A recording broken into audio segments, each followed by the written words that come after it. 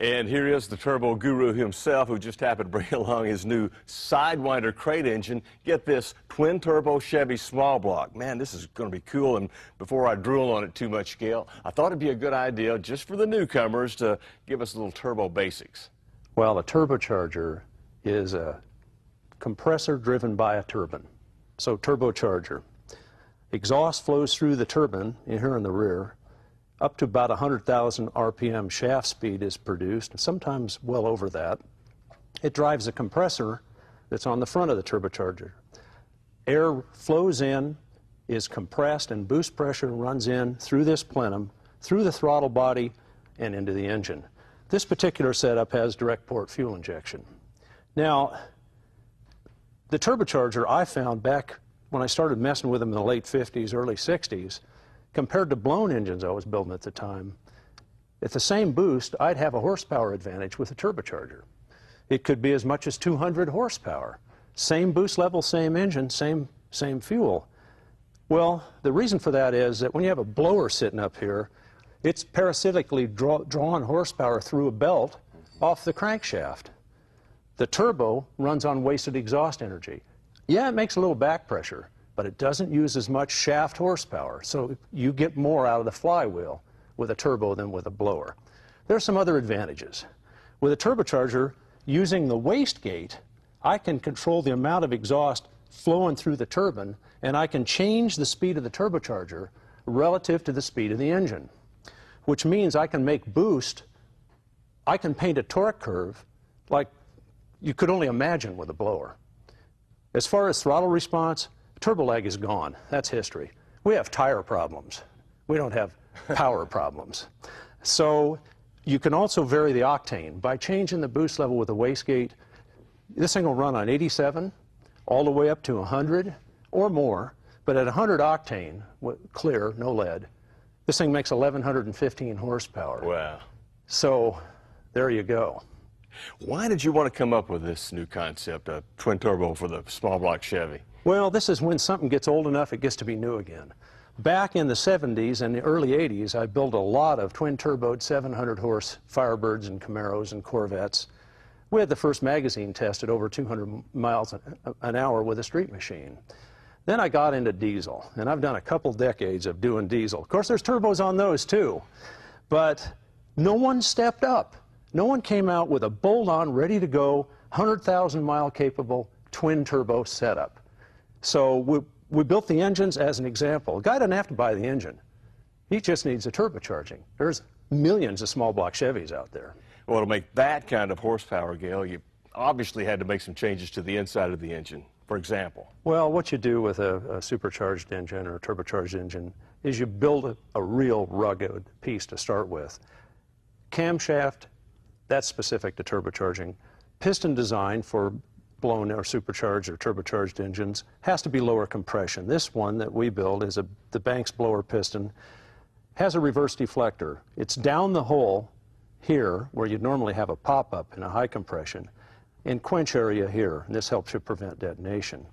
We also go over to the combustion chamber and we polish it out a bit to remove hot spots that could also lead to detonation. Some of you might be thinking now, I already have a good healthy small block. What I need is some serious boost, and this looks like a serious twin turbo kit you got here, Gail. Is it everything a guy needs? It's everything you need. You don't have to own a hardware store to install this, nice. Baby. Also, you don't have to own a machine shop. Simple hand tools gets the job done. The kit resolves one big aftermarket turbo issue, and that's the exhaust manifolds.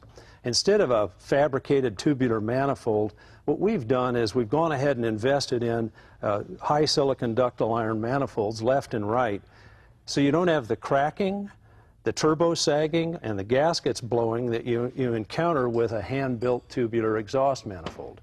And the layout of the turbo system is such that it'll fit 55 up Chevys, both cars and trucks.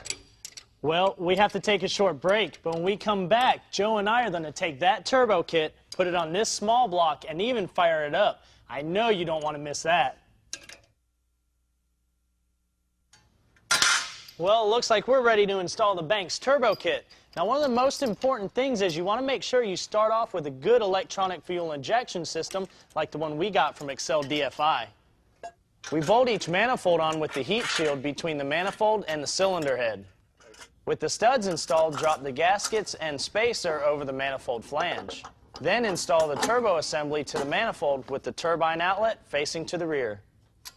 Each one of these turbos is capable of flowing enough air for 560 horsepower. That means that the turbine and compressor are going to be spinning up to 100,000 RPMs, so oil supply to this center section is critical. Now, we get that handled by first installing this elbow fitting, and from there a hard line that connects to a T-fitting for both turbochargers, and from it this braided line connects to the back of the block. Since we have an oil feed line, we need an oil drain line too. Now, the kit comes with these two bungs that get welded to the oil pan, but we already have that covered, so let's get started on the wastegate.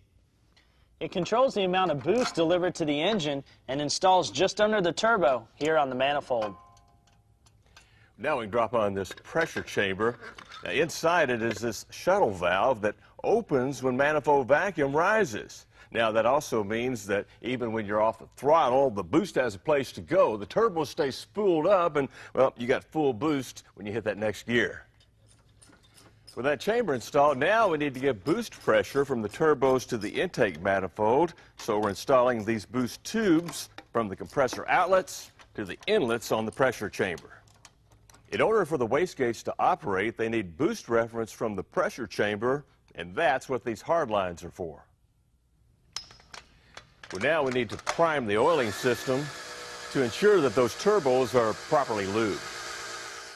Then, after installing the heat shields and exhaust pipes, we can bolt up this O2 sensor along with the distributor and wiring harness for our fuel injection system. Finally, we can bolt the radiator to the engine stand and run our water hoses. Well, believe it or not, we're about ready to fire up this turbocharged mouse. And most of you guys can install one of these Banks Sidewinder kits at home in about a day, and you can bolt it up to your stock small block if you're only shooting for about 600 horsepower. Now, if your goal is 1,100 or more, well, you'll need to build your motor from scratch. All right, Gail, why don't you do us the honors?